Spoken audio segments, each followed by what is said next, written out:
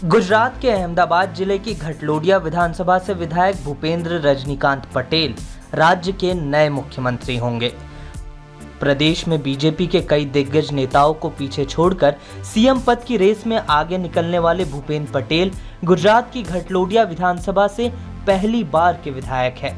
खबरों के मुताबिक भूपेंद्र पटेल पूर्व मुख्यमंत्री आनंदीबेन पटेल के बेहद करीबी माने जाते हैं।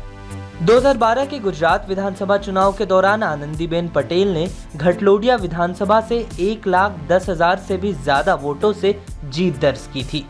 2014 में मुख्यमंत्री बनने के वक्त भी वह घटलोडिया से ही विधायक थी। 2017 के गुजरात चुनाव के दौरान उनकी रही घटलोडिया सीट से भूपेंद्र पटेल चुनाव पहली बार लड़े थे। भूपेंद्र पटेल ने 2017 में 1,17,000 वोट से कांग्रेस के शशिकांत पटेल को हराया था। इस मौके पर गृह मंत्री अमित शाह ने भूपेंद्र पटेल को बधाई दी। शाह ने लिखा, भूपेंद्र पटेल को गुजरात बीजेपी विधायक दल का नेता चुने जाने पर हार्दिक बधाई व शुभकामनाएं।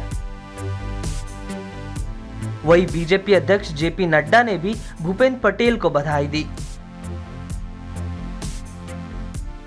गुजरात के अगले मुख्यमंत्री भूपेंद्र पटेल के सियासी अनुभव की अगर बात करें तो वह अहमदाबाद शहरी विकास प्राधिकरण के अध्यक्ष रह चुके हैं। इसके अलावा वह अहमदाबाद नगर निगम की स्टैंडिंग कमेटी के चेयरमैन भी रह चुके हैं। भूपेंद्र पटेल 2017 में पहली बार ही विधायक बने हैं और 4 साल गुजरते गुजरते बीजेपी आलाकमान ने उन्हें सीएम पद से नवाज दिया।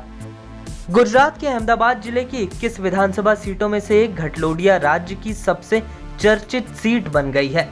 2012 से ही अस्तित्व में आई इस विधानसभा सीट से अब तक जो भी चुनाव लड़ा है प्रदेश का मुख्यमंत्री बना है। 2012 में 1,10,000 वोटों से जीत कर आई आनंदीबेन पटेल और 2017 में यहां से जीत कर आए भूपेंद्र पटेल प्रदेश के मुख्यमंत्री बन चुके हैं। भूपेंद्र पटेल का मुख्यमंत्री के तौर पर चुनाव पार्टी के राज्य के वरिष्ठ नेताओं के लिए हैरान करने वाला फैसला है। हाईकमान के इस फैसले को पाटीदार समाज को साधने की रणनीति बताया जा रहा है। 2017 के चुनाव से पहले पाटीदार समाज में बीजेपी को लेकर बड़े पैमाने पर नाराजगी देखी गई थी, जिसका खामियाजा भी पार्टी को पिछले चुनावों में 100 से कम सीटें जीतकर चुकाना पड़ा था। पाटीदारों को साधने के लिए बीजेपी ने नितिन पटेल को उप मुख्यमंत्री बनाया था, लेकिन 2022 के चुनावों से पहले बीजेपी को यह एहसास हो चला है कि अगले चुनाव में इस तरह से दाल नहीं गलने वाली। इसलिए चुनाव के ठीक 1 साल पहले नए पाटीदार चेहरे के तौर पर पार्टी ने भूपेंद्र पटेल को आगे किया है। हाईकमान के इस अचंभित कर देने वाले फैसले को लेकर पार्टी का प्रदेश नेतृत्व कुछ भी कहने की स्थिति में नजर नहीं आता। अब भी यह अनुमान लगाया जा सकता है कि गुजरात बीजेपी की कमान आज भी दिल्ली के हाथों में ही है। दरअसल गुजरात के पिछले विधानसभा चुनाव की बात करें तो प्रधानमंत्री के गृह राज्य में बीजेपी का प्रदर्शन औसत दर्जे का ही रहा था। ऐसा इसलिए क्योंकि 27 साल से गुजरात की सत्ता पर काबिज बीजेपी 2017 में पहली बार 100 का आंकड़ा पार नहीं कर पाई थी। इसका ठीकरा प्रदेश बीजेपी पर ही फोड़ा गया था।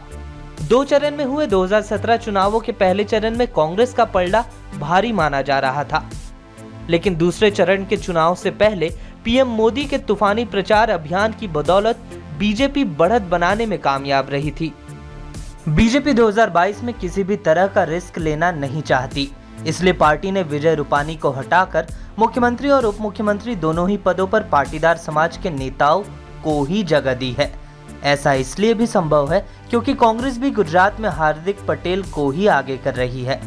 अब देखना यह है कि पटेल वर्सेस पटेल हो चली गुजरात की राजनीति में पाटीदार किसके साथ खड़े रहते हैं। इस वीडियो में फिलहाल के लिए इतना ही।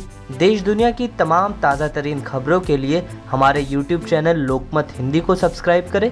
अगर यह वीडियो आप Facebook पर देख रहे हैं तो हमारे पेज को फॉलो करना न भूलें।